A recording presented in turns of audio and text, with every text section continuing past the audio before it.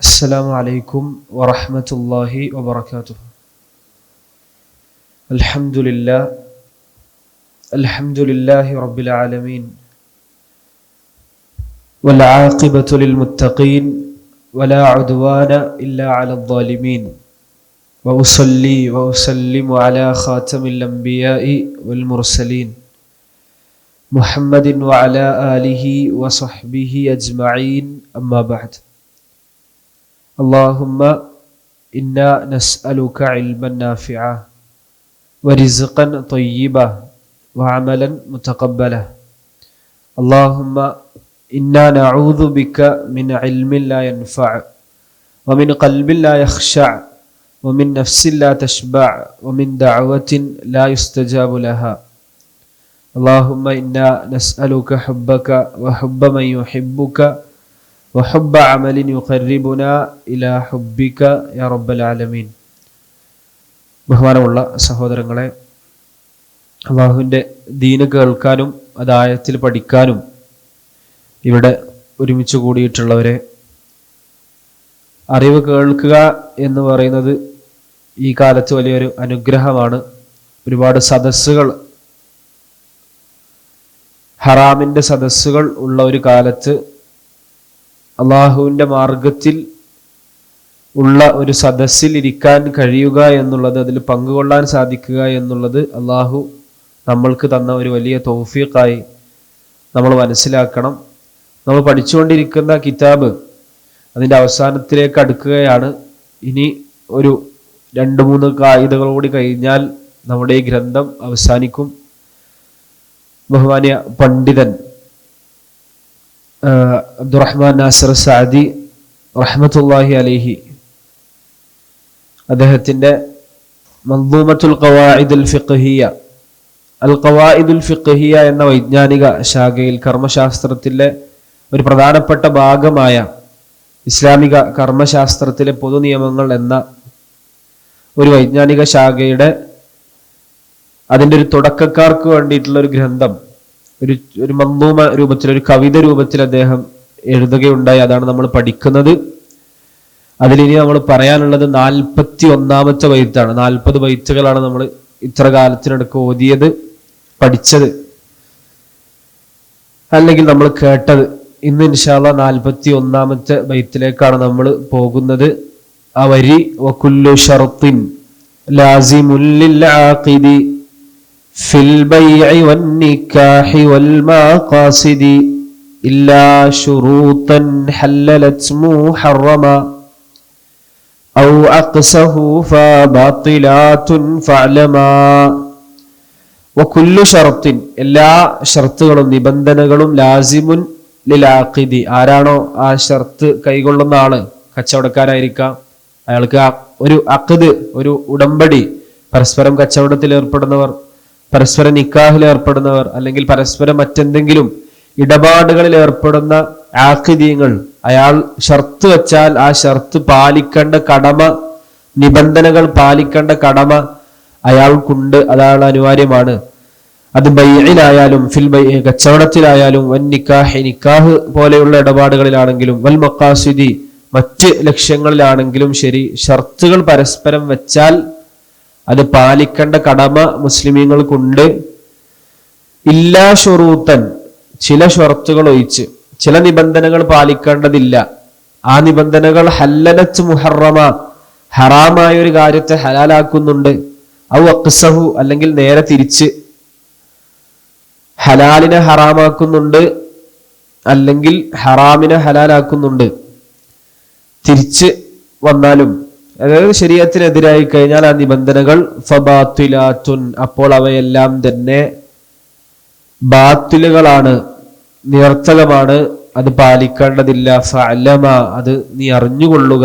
ഫഅലമൻ എന്നാണ് ബൈത്തിന് വേണ്ടി, ഫഅലമ, നീ അത് അറിഞ്ഞുകൊള്ളുക എന്ന് ഷെയ്ഖ് പറയുന്നു. അപ്പൊ ഈ ഖായിദ എന്താന്ന് വെച്ചാല്, പൊതുവെ ഇസ്ലാമിക കർമ്മശാസ്ത്രത്തിൽ അംഗീകരിക്കപ്പെട്ട ഒരു ഖായിദയാണ് അൽ മുസ്ലിമൂന അല ശുറൂത്തിഹിം. മുസ്ലിമീങ്ങൾ അവർ പരസ്പരം വെക്കുന്ന ഷർത്തുകൾ പാലിക്കേണ്ട കടമ അവർക്കുണ്ട്. അപ്പൊ നമ്മൾ പരസ്പരം ഒരുപാട് ഇടപാടുകൾ ചെയ്യുമ്പോൾ, ഒന്ന് ആ കച്ചവടത്തിനോ അല്ലെങ്കിൽ ആ നമ്മൾ ചെയ്യുന്ന ഇടപാടിനോ ശറഅ് കൽപ്പിച്ച ചില നിബന്ധനകൾ ഉണ്ടാവും, അതെന്തായാലും പാലിക്കണം. ഇപ്പൊ നമ്മളൊരു അള്ളാഹുവിന്റെ ഭാഗത്തു നിന്നുള്ള പ്രത്യേകമായ ഒരു ഷർത്തുകൾ ഉണ്ടാകും, അതൊരിക്കലും കളയാൻ സാധിക്കുകയില്ല, അതെന്തായാലും പാലിക്കണം. അപ്പൊ കച്ചവടം എടുത്താൽ, കച്ചവടം ഉദാഹരണം എടുക്കുക. കച്ചവടത്തിൽ അള്ളാഹു വെച്ച ചില നിബന്ധനകളുണ്ട്. ഒന്ന്, രണ്ട് ഭാഗത്തുനിന്നും തൃപ്തി വേണം. തൃപ്തി ഇല്ലെങ്കിൽ ആ കച്ചവടം സാധുവാകൂല. പിന്നെ എന്താണോ വിൽക്കുന്നത് ആ വിൽക്കുന്നതിനെ പറ്റി കൃത്യമായ അറിവുണ്ടാകണം, വില കൃത്യമായി നിശ്ചയിക്കണം. അതേപോലെ തന്നെ കച്ചവടം നടത്തുന്ന ആൾക്ക് ബുദ്ധി ഉണ്ടാകണം. ഇങ്ങനെയുള്ള നിബന്ധനകളൊക്കെ നമ്മൾ പൊതുവെ കച്ചവടത്തിലുള്ള ഷർത്തുകളാണ്. എന്നാൽ ഒരാൾ അതിനധികമായി ഷർത്ത് വെച്ചാൽ അത് പാലിക്കണം എന്നാണ് പറയുന്നത്. ഇപ്പൊ ഒരാൾ പറഞ്ഞു, പിന്നെ ഖിയാർ ഒരു 3 ദിവസം ഞാൻ നോക്കും. ഖിയാർ എന്ന് പറഞ്ഞാൽ അയാൾക്ക് കുറച്ച് ദിവസം അല്ലെങ്കിൽ കുറച്ച് നേരം കച്ചവടത്തിന് ഖിയാർ ഉണ്ട് എന്ന് പറയും. കച്ചവടത്തിന് എന്തുണ്ട്? ഖിയാർ എന്ന് പറഞ്ഞാൽ അയാൾക്ക് അത് കച്ചവടം ഒഴിവാക്കാനും കച്ചവടം പൂർണ്ണമായി നടത്താനും ഉള്ള അയാളുടെ ആ ചൂസ് ചെയ്യാനുള്ള, തെരഞ്ഞെടുക്കാനുള്ള അയാളുടെ അവസരമാണ്. അപ്പോൾ ഖിയാറുൽ മജ്ലിസ് ഉണ്ടാകും എന്ന് പറഞ്ഞാൽ അവിടെ നമ്മൾ പിരിയുന്നതിന് മുമ്പ് എനിക്ക് വേണമെങ്കിൽ എന്ത് ചെയ്യാം, കച്ചവടം ഡ്രോപ്പ് ചെയ്യാം. അല്ലെങ്കിൽ ഇയാൾ ഷർത്ത് വെക്കാണ്, എനിക്കൊരു 2 ദിവസം തരണം, ഞാൻ ഈ സാധനം ഒന്ന് ഉപയോഗിച്ച് നോക്കട്ടെ, എന്നിട്ട് എനിക്ക് പറ്റിയ നമുക്ക് കച്ചവടം നടത്താം, ഇല്ലെങ്കിൽ നമുക്ക് അത് ഒഴിവാക്കാം. അങ്ങനെ ഷർത്ത് വെച്ചിട്ടാണ് ആ കച്ചവടം നടന്നതെങ്കിൽ അത് പാലിക്കൽ നിബന്ധനയാണ്. ഈ കച്ചവടം വേണ്ട, ഒരാൾ ഒരു ഷർത്ത് വെക്കുകയാണ്, പിന്നെ ഒരു സ്ത്രീ ഷർത്ത് വെക്കുകയാണ്, പിന്നെ നമുക്ക് മനസ്സിലാണ് ഒരു ഷർത്ത് പറഞ്ഞാണ്. ഒരു സ്ത്രീ ഷർത്ത് വെക്കുകയാണ്, കല്യാണം കഴിക്കുമ്പോൾ ഒരു പെണ്ണ് ഭർത്താവിനോട് പറഞ്ഞു, ഞാൻ ഉണ്ടായിരിക്കുക വേറൊരു പെണ്ണിനെയും കല്യാണം കഴിക്കാൻ പറ്റില്ല എന്ന് പറഞ്ഞു. അപ്പോ ഈ കായിക വെച്ച് നമുക്ക് സംശയം തോന്നാം, ഇത് ഹലാലായ ഒരു കാര്യത്തെ തടയല്ലേ, അപ്പൊ ആ ഷർത്ത് പാലിക്കേണ്ടതില്ലല്ലോ എന്ന് തോന്നാം. പക്ഷെ ആ ഏത് ഷർത്തും ഹലാലായ കാര്യത്തെ തടയുന്നുണ്ട്.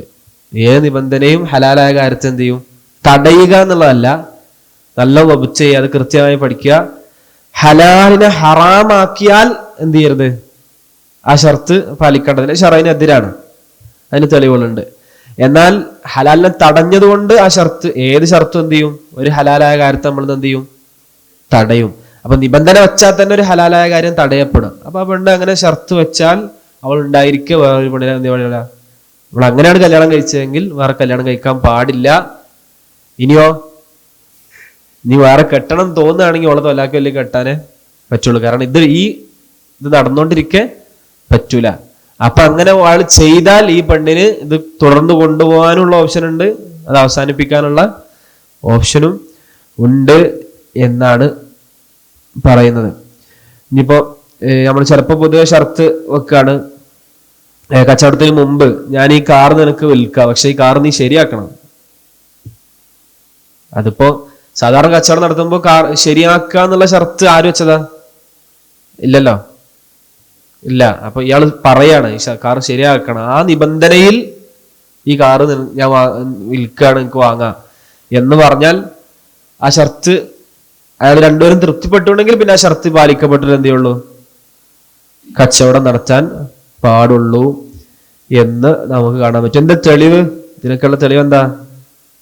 തെളിവ് അല്ലാഹു സുബ്ഹാനഹു വ തആല പറഞ്ഞു, ഔഫൂ ബിൽ ഉഖൂദ്, നിങ്ങൾ അത് പൂർത്തിയാക്കണം, നിങ്ങൾ കരാറുകൾ പാലിക്കണം എന്ന് പറഞ്ഞല്ലോ. അപ്പൊ അതിൽ പെട്ടതാണ് ഈ പറയപ്പെട്ടതൊക്കെ. മുസ്ലിങ്ങൾ പരസ്പരം വെക്കുന്ന ഷർത്തുകളൊക്കെ കരാറുകളായിട്ടാണ്. പിന്നെ റസൂലുള്ളാഹി സ്വല്ലല്ലാഹു അലൈഹി വസല്ലമയുടെ വ്യക്തമായ ഹദീസ്, അൽ മുസ്ലിമൂന അലാ ശുറൂത്തിഹിം ഇല്ലാ ശർത്തൻ അഹല്ല ഹറാമൻ ഔ ഹറമ ഹലാലൻ. പിന്നെ റസൂലുള്ളാഹി സ്വല്ലല്ലാഹു അലൈഹി, മുസ്ലിമുകൾ അവരുടെ ഷർത്തിലാണ്, ഹറാമിനെ ഹലാലാക്കുകയോ ഹലാലിനെ ഹറാമാക്കുകയോ ചെയ്താലില്ല. പിന്നെ അല്ലാഹുവിന്റെ റസൂൽ പറഞ്ഞു, മാക്കാന മിൻ ഷർത്തിൻ, ഏത് ഷർത്താകട്ടെ, ലൈസ ഫീ കിതാബില്ല, അള്ളാന്റെ ഹുക്കുമിൽ അള്ളാന്റെ വിധിയിലില്ലയോ, ഫഹു ബാത്തിലുൻ, അത് ബാത്തിലാണ്. അപ്പൊ നമുക്ക് 3 വിഭാഗം നിബന്ധനകൾ നമ്മളുടെ ഇടപാടുകളിൽ കാണാം. ഒന്ന് ശരിയായ ഷർത്തുകൾ, ശരിയായ നിബന്ധനകൾ. അതെങ്ങനെ നമ്മൾ ക്ലിപ്തപ്പെടുത്തുക? ശരിയായ നിബന്ധന ശറഈനെതിരല്ലാത്തത്, അവർക്ക് 2 കൂട്ടർക്കും അല്ലെങ്കിൽ ഏതെങ്കിലും ഒരാൾക്ക് ഒരു മസ്ലഹത്തിന് വേണ്ടി എന്തെങ്കിലും ഒരു ഉപകാരം കിട്ടുന്നതിന് വേണ്ടി വെച്ച ഷർത്താണ്. ഒന്ന് കച്ചവടത്തിലോ അല്ലെങ്കിൽ അവിടെ ഓൾറെഡി ഉള്ള ഷർത്തുകൾ ഉണ്ടാകും, അത് പിന്നെ പ്രത്യേകം ഷർത്ത് വെക്കേണ്ട ആവശ്യമില്ല. ഒരു കച്ചവടം നടന്നാൽ അതിലൂടെ നമുക്ക് അനിവാര്യമാകുന്ന കാര്യങ്ങൾ ഉറപ്പായിട്ടും അതിന് പ്രത്യേകം നമ്മൾ ഷർത്ത് പറയേണ്ട ആവശ്യമില്ല. എന്നാൽ ചില കാര്യങ്ങൾ പ്രത്യേകം പറയേണ്ടി വരും. അത് ശറഇനെതിരാകാതെ ഇരിക്കുകയും ചെയ്താൽ ആ ഷർത്ത് പാലിക്കൽ നിബന്ധനയാണ്. ഒരു പെണ്ണ് പറയാണ് കല്യാണം കഴിക്കുമ്പോ ഞാൻ ഇതിന് തയ്യാറാണ്, പക്ഷെ എനിക്കൊരു വീടുണ്ടാക്കി തരണം, എനിക്കൊരു വീടുണ്ടാക്കി തരണം എന്നൊരു പെണ്ണ് ഷർത്ത് വെച്ചാൽ പിന്നെ എന്ത് ചെയ്യണം? വീടുണ്ടാക്കി കൊടുക്കണം. അതൊക്കെ ബുദ്ധിമുട്ടല്ല എന്ന് പറഞ്ഞാൽ എന്നാ പിന്നെ ഓളെ കെട്ടണ്ട, അത്രേ ഉള്ളൂ. അവിടെ കെട്ടണ്ട, വേറെ ഈ ഷർത്തൊന്നും ഇല്ലാത്ത പെണ്ണിനെ പോയി കെട്ടുക, അത്രേ ഉള്ളൂ.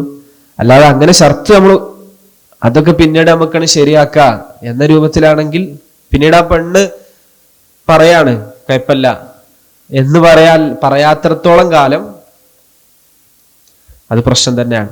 ഇനി ബാത്തുലായത്, ഇപ്പൊ ഹറാമിനെ ഹലാലാക്കലോ പിന്നെ തിരിച്ചോ. ഇപ്പൊ ഒരു പെണ്ണ് പറയാണ്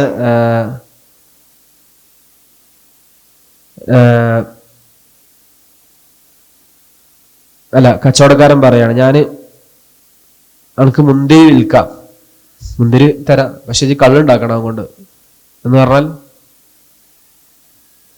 ഇല്ല, ആ നിബന്ധനയോടെ തന്നെ ആ കച്ചവടം പോയി. ഇനി ഒരു പെണ്ണിന്റെ വലിയ പറയാണ് സഹോദരനാണ് കല്യാണം കഴിച്ചു കൊടുക്കണേ, ഞാൻ അണക്കിന്റെ പെങ്ങളെ കെട്ടിച്ചേരാം, പക്ഷെ തിരിച്ചു ചെയ്യേണ്ട പെങ്ങളെ എനിക്ക് കെട്ടിച്ചേരണം. അങ്ങനെ ഷർത്ത് വെക്കാൻ ശറയിൽ പാടില്ല, ഷർത്ത് വെക്കാൻ പാടില്ല, ആ ഷർത്ത് തെറ്റാണ്.